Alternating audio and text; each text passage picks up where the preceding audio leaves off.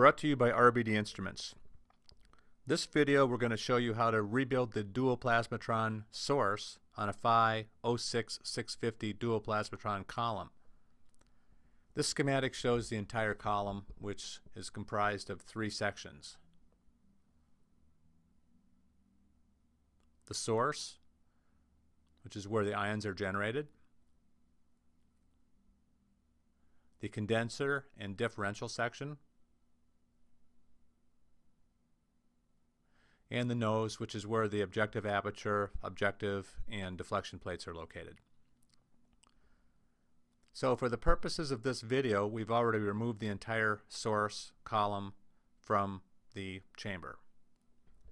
In many cases, you're going to be working on the source while it's on the system, so you're going to remove the source section, and you have to be careful to make sure that the differential port is supported. The reason for that is that where the ion gun is bolted to the chamber, there's a waffle plate. It's called a waffle plate up on the top there, and that allows the source to pivot for mechanical alignment purposes. And that metal is only good for so many flexes before it develops a leak. And so what you don't want to do is pull the source, take the gun off and have the source hanging down when you pull those support shields off, and have it put undue stress on that waffle plate. Because if you do that every time you rebuild the source, after a matter of a couple of years, that waffle plate's going to develop a leak. So again, the waffle plate's up on the front, and you have to support the gun to try to minimize the movement of the column when you're pulling the source off. If you refer to the written procedure at the end of this video and go at our website and look at the blog, you'll see some pictures that relate to that.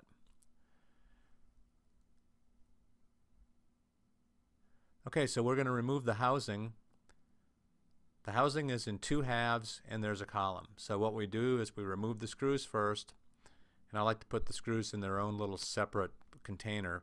Keep the outside screws and bolts separate. You can see on the left I have some clean aluminum foil, so once we start working on the source, we're going to keep the clean parts separate from the oily parts. Anything on the outside of the source is considered to have anti-seize compound on it. It's dirty. Okay, so you have to remove these screws from the collar. And once we do that, we drop the supporting collar down. And now we can separate the two halves of the housing using a screwdriver. You want to be careful as these come off. You don't want to hit the ceramics. You have a condenser ceramic and an objective ceramic. These are 10 kV high vacuum feed-throughs. And they're, if the housing were to drop off and hit one of those, it could crack it. So use care when you remove these housings.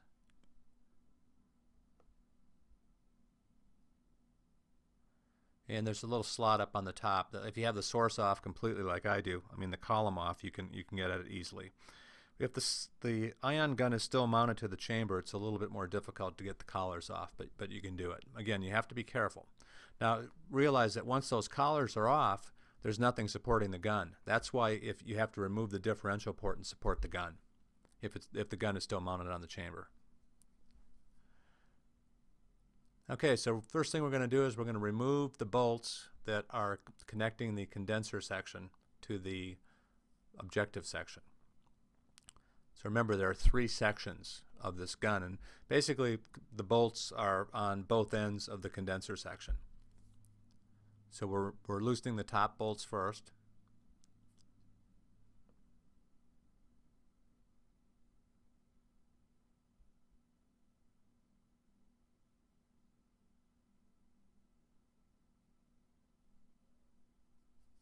Oops.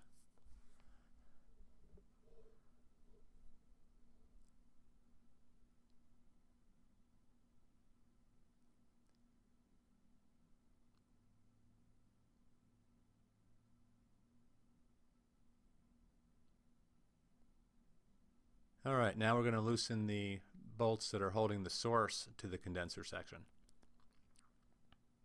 These can be pretty tight. If necessary, you can use a rubber mallet to loosen them.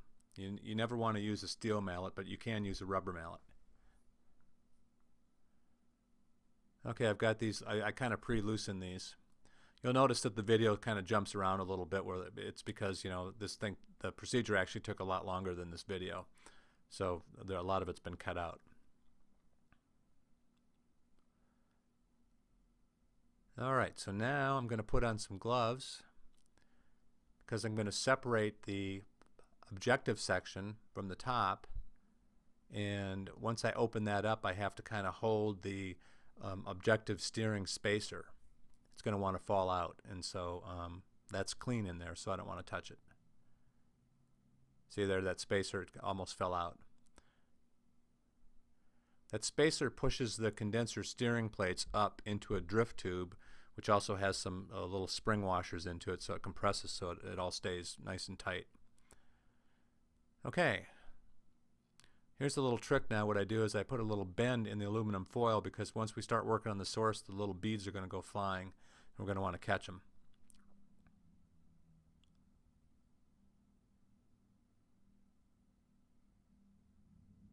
Okay, so this is the condenser section, and you're looking at the top there it's kind of hard to see right now, but that's the differential aperture assembly. Okay, we're going to remove this collar, but remember it's very important that we put that back on first when we start reassembling the source and the gun after we're done with the source rebuild. Okay, so now we're going to turn it upside down, and we're going to remove the screws in what we call the mailbox. This outer cover here, what it does is it helps to it allows airflow over the heat sinks that are mounted to the cathode, and since they're floating on high voltage, of course, it has to be protected so nobody can get in there and get electrocuted.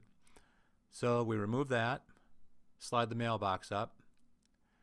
Now we're going to remove this heatsink assembly.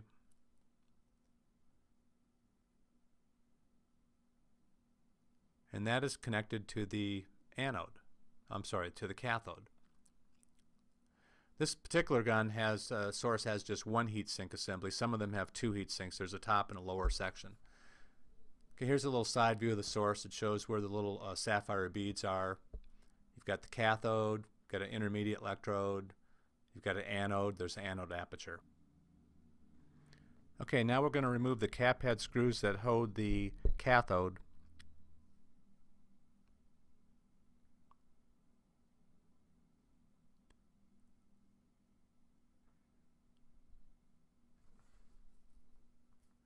We're going to set those over in our little dirty bin, our dirty box.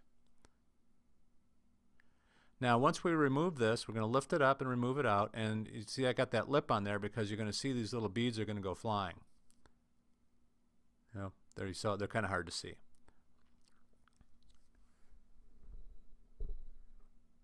Okay, we'll dump a few out. You can see some of them moving around on the tin foil. I'll shoot a picture here to show you a little bit. Yeah, there we go.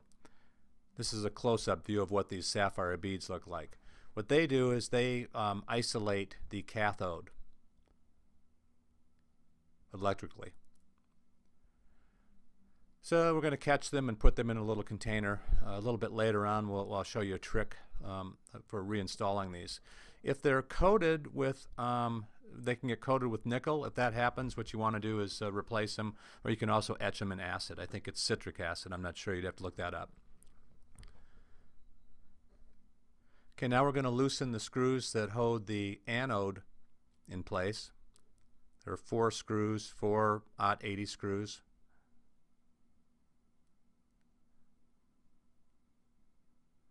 And you can grab one of the screw slots, and then you remove the anode. That entire assembly is the anode. The center of it, there's a little spiral aperture. This is a view from of the anode support, and there's an electrical tab, and you can see it also in this picture in the lower left hand side. That's what makes electrical contact, so the anode makes electrical contact with one of the high voltage feed throughs.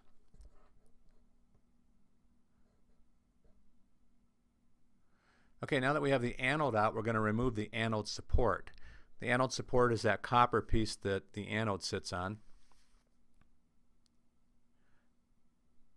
you remove there are usually 4, sometimes only 3 screws. There are some ceramics that are isolated. You have to just grab the screws. I just grab the screw head in the washer, and then that will lift one part of the ceramic out, and then you get the rest of the ceramics out. This is the base ceramic, the anode base ceramic. Remove that as well. And once you do that, you'll see that there are 4 screws that are holding the intermediate in place. So you loosen and remove those 4 screws, and then you have to work the intermediate electrode out. Okay, and that's what it looks like there. Now it's empty. There's nothing in there. That little bit of coating that you see, that's normal. It's nothing that you have to worry about, and it's really not worth cleaning because it does not affect the operation. Okay, so here we have our cathode, and we're going to unscrew it. Just hold it, put a little pressure on it, and pull it counterclockwise, and there's a screw in there. It'll usually come right out. That screw head gets sputtered away with time too, so you have to use a new screw when you put a new cathode on. So what happens is the cathode gets worn down on the end, and that material deposits inside of the intermediate electrode and builds up. Sometimes you can get flakes that short between the two, in which case the source is shorted, and so you have to take it apart. And sometimes you can clean the shorts out, but often you can't. Sometimes you have to just replace these 2 parts. Also, these parts are only good for so many hours. Eventually the cathode's going to burn through completely, and in that case you have to put new parts in. Okay, here we've magically jumped ahead to where we have new parts. We're putting in a new intermediate electrode. Tighten that down. Okay, now we're going to drop this ceramic back in place. It can only go in one way because there's a little pin in there that has to pop up, and that's the thing that makes contact with that tab on the anode support. So you'll see this when you put it in. That ceramic can only go in one way. Okay, we line this up and drop this back down. Then what we're going to do is we're going to take these ceramic tubes and we're going to put those back inside of the holes in the anode support. And after that we're going to drop there's a secondary ceramic and a screw and a washer. And you kind of stack those things up all together and hold them with your needle nose pliers, and then you can drop them down to get them started. So okay, we've jumped ahead here where now we've got those and those 4 screws are all in. The anode is support brackets in place, and now what we're doing is we're ohming it out to make sure we have electrical contact with the feed through, because it makes contact with that little tab, and it's critical that it has electrical contact because that's what gives the electrical contact to the anode. Okay, so the anode, we're putting that back in. If the anode aperture is coated, you replace it. You just pop it out and put a new one in. And now in this case it was okay. So we're just putting the same anode and anode aperture in. It was still clean. Now we screw the anode back down. And then we turn the source over.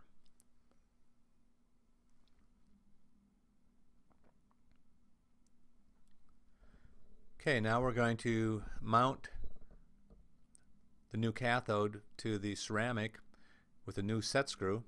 It's a cap head screw. Put that on, get it started, turn it. Make sure that it's pretty snug. You don't want that to loosen up.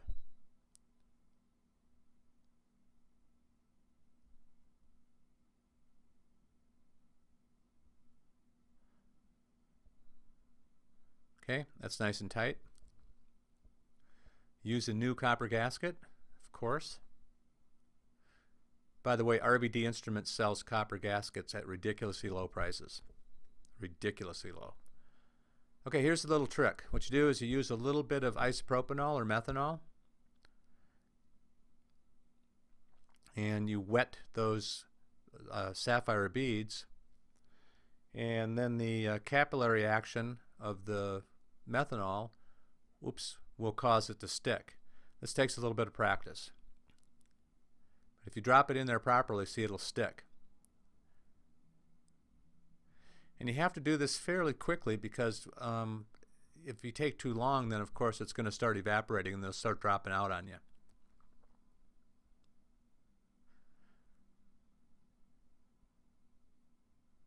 Now, the early ones had, the early cathodes had a total of 8 beads. Later ones only had 4. Some of the newer ones don't even have any. I'll show you a picture of one that has a ceramic instead of these beads. So it just depends on what you have. But if you have the beads, this is a pretty good way to do it. Pretty good trick. Okay, so here's a shot of a set that has a ceramic instead of the beads. That's what it looks like. So in that case, it's much easier to reinstall. Okay, we put our cap head screws back in and we're going to tighten that down.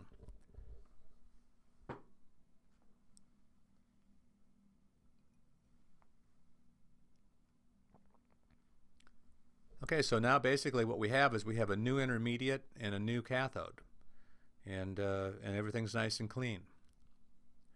These duoplasmatrons have to be kept super clean inside of there. If there's any contamination, water vapor, anything, what's going to happen is the material that comes off of the cathode is not going to stick to the intermediate or to the anode, and you're going to generate flakes.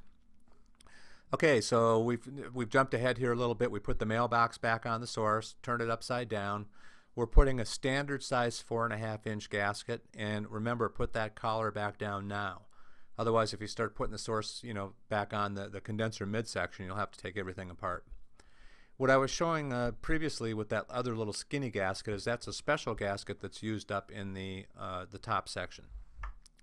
Okay, here we want to make sure that the differential port is facing down, the same direction as the high voltage connections on the source. Rotate it a little bit, make sure it's sealing well. We're not going to, this is now the differential aperture, which is at the top part of the condenser section.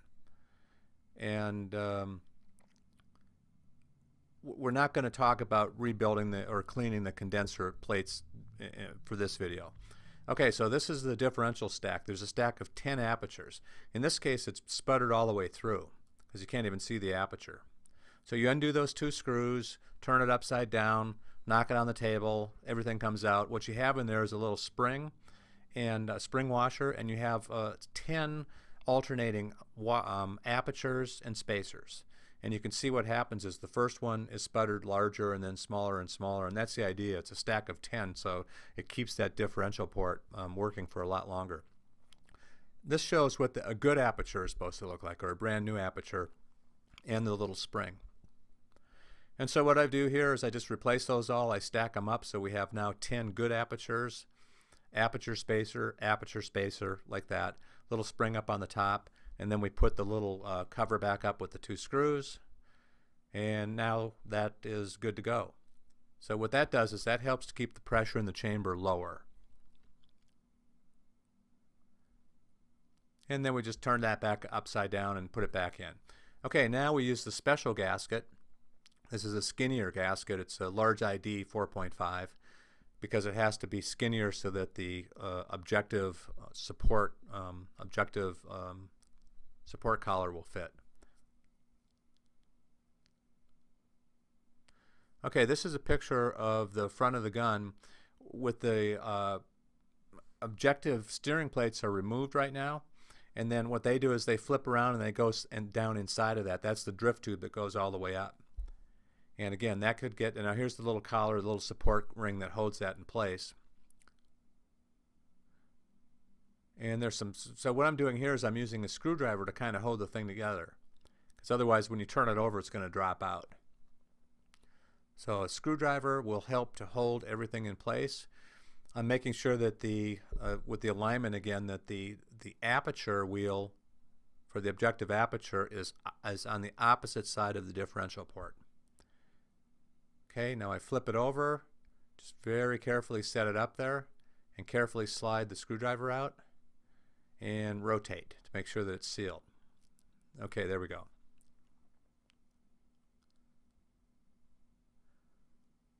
I like to use a screwdriver that's clean, of course, but that way it doesn't scratch the gasket or hurt the knife edge. Okay, we put the bolts back in. You'll want to use anti-seize compound if these bolts are dry. If they look like they're okay and they have a little bit of lubricant on them, but if they're dry, put some anti-seize on them. Okay, here I've tightened everything up, and I've really tightened these things down as hard as I could go as far as the nuts and the bolts. Now we're going to put the housing back on. And sometimes the housing is a little difficult to get it to line up just right. You might have to use a rubber mallet to get it to start. Once you get one side started, though, you can use a screwdriver to position between the two to rotate the other half.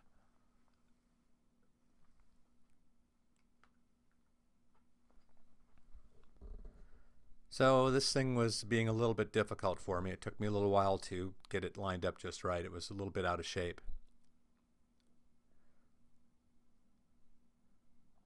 So here we go. Yep, I had to get a hammer.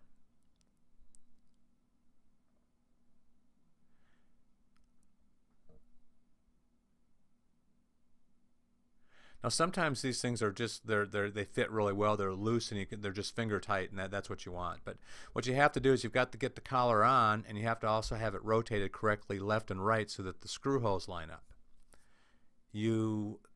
There's two lengths of screws too, the cap head screws. You want to put the longer ones in the base, which is up on the top where the bolts are, and then the shorter ones go in the collar down on the bottom.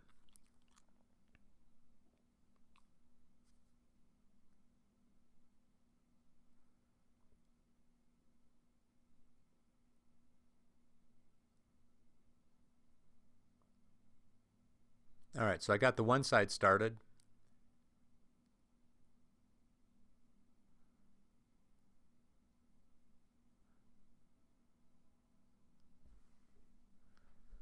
And the reason I didn't cut this section of the video out is just to kind of show you that sometimes these things are a little finicky, getting these housings back on. Okay, there I got it. I brought the top one up. Now I've got all the screws in.